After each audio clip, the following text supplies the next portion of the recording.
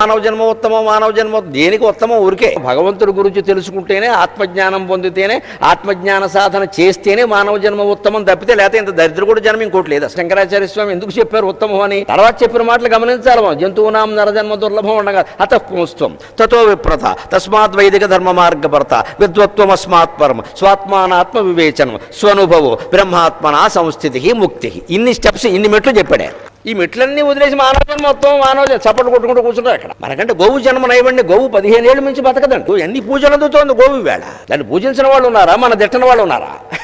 ఏమిటి గొప్ప మంది ఇక్కడ? అది పాలిచ్చింది, మనం విషం ఇచ్చాం. ఇక్కడ అది గడ్డి తిని పాలిచ్చింది, మనం పాలు దాగి విషంగా ఎక్కాం. ఏ రకంగా గొప్పవాళ్ళం మనం? మానవ జన్మ ఎప్పుడు గొప్పదండి? గోవుకైనా, పులికైనా, మరి ఏ జంతువుకైనా, ఎంత గొప్ప జంతువుకైనా తనలో ఉండేటువంటి ఆత్మను సాక్షాత్కరింపజేసుకునే అవకాశం లేదు. ఒక్క మనిషికి మాత్రమే ఉంది ఆ వివేకం.